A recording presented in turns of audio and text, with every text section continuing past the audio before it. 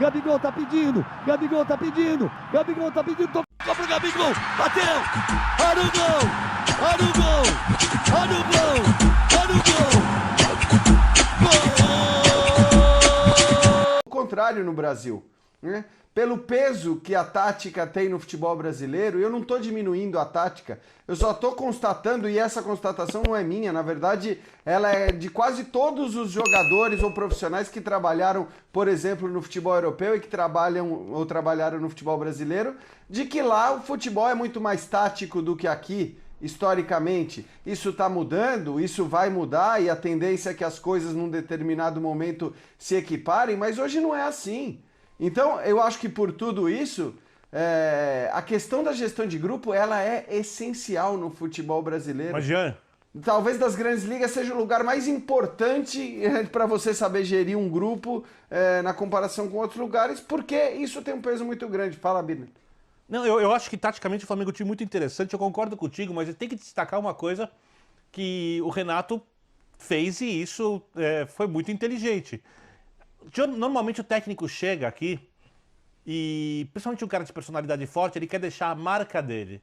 O Renato não fez questão nenhuma de deixar a marca dele por enquanto na maneira do Flamengo jogar. O Renato apanhou feio desse Flamengo, viu esse Flamengo com 2 outros técnicos e fez a dedução mais óbvia possível. Tem um contrato curto, não tenho muito tempo para treinar.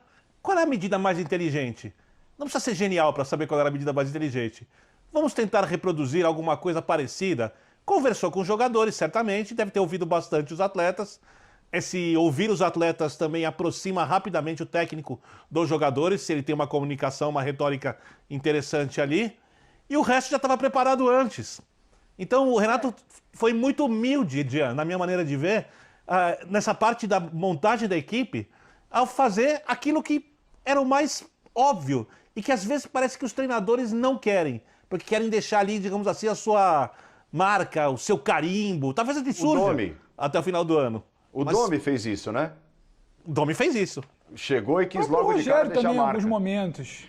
Sim. O próprio Rogério, em alguns momentos, ele tenta deixar uma digital, ele acerta, é bom que se diga, ele acerta em algumas situações, só que a partir dessas mesmas situações que começam a oscilar, começam a não dar certo, ele meio que trava, ele evita, ele não dá um passo atrás, ele não recua. A gente pode citar aqui, talvez a maior delas, ele tem um mérito muito grande como ele resolve uma situação de saída de bola, ele recua o Arão, ele traz o Arão para a linha de defesa. A partir de um dado momento, a situação de bola já não era o maior problema do Flamengo. Era um combate, era uma bola aérea, era uma falta, talvez ele, como o Arão uma vez admitiu, que ele faltava cacuete, faltava posicionamento, faltava uma coisa mais entranhada nele, que vem quando você faz uma mesma posição desde a base e ele não fazia. Faltava uma situação que o Rogério poderia mexer, ele tinha que recompor, ele tinha que proteger um pouco mais a fragilizada zaga. E ele muitas vezes não queria por essa situação, dessa autoria que o Birner fala, o Jean cita.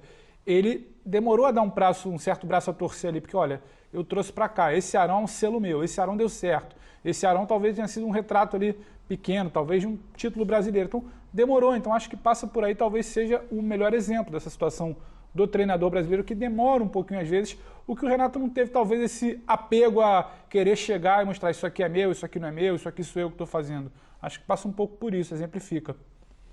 E uma coisa que é essencial é que se você olhar o meio de campo do time do Rogério, quando você coloca o Diego no lugar do Arão, recuando o Arão, você tem o Gerson como o segundo jogador ali de meio de campo, você tem um meio campo mais técnico com a bola do que esse meio campo do Flamengo atual. Só que o atual joga muito mais que o anterior. Sim.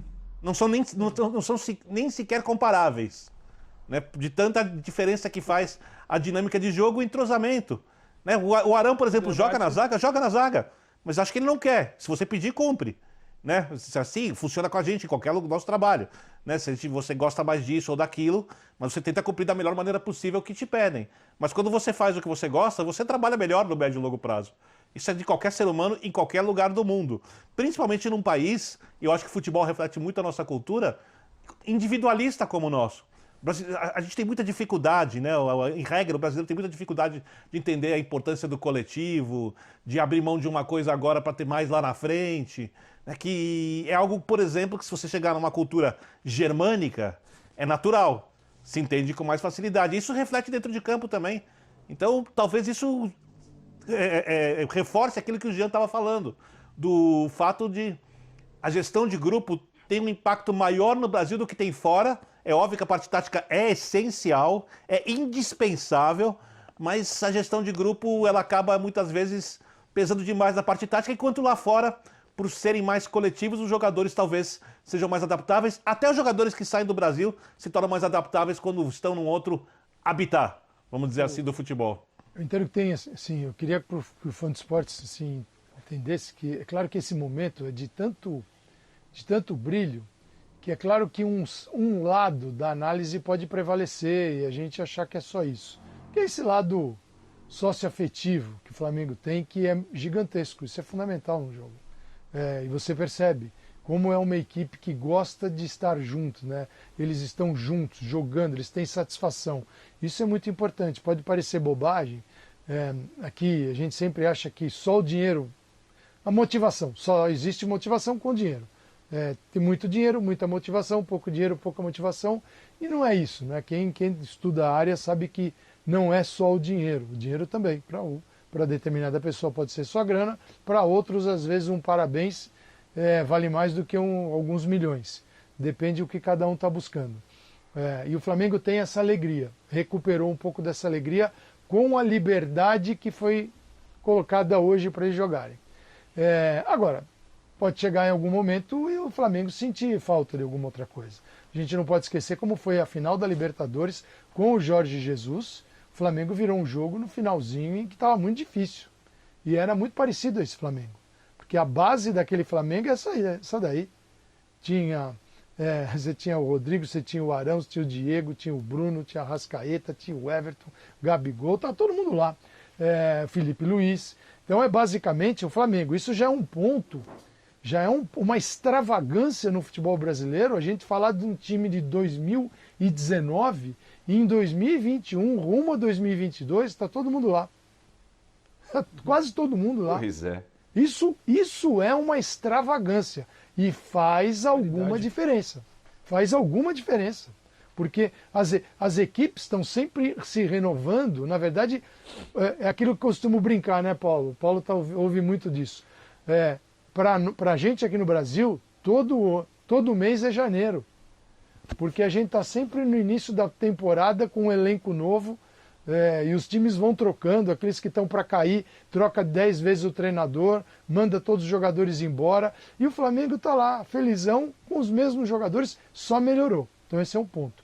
Questão tática, ela também o Rogério mexe. Por exemplo, a Arrascaeta hoje tem um jogador mais pelo centro, né? Não é naquele quarteto aberto pela esquerda, com liberdade. Everton Ribeiro também, pela direita, é diferente. Everton, Arrascaeta e Bruno, com o movimento do Bruno para a área, com o Gabigol, que é um jogador de intensa movimentação, mas ele traz para jogar Vitinho, traz para jogar o Michael, também teve momentos muito difíceis no Flamengo e recentemente contou isso, e é importante entender. Dá uma dose assim, de felicidade cavalar para alguns desses jogadores, e isso é o futebol. Agora, você pode encontrar uma defesa muito trancada, marcando bem o Flamengo, e o Flamengo vai precisar também do conteúdo técnico. Neste momento, essa felicidade toda, essa liberdade, isso está bastando para eliminar e trucidar os adversários. Tá valendo.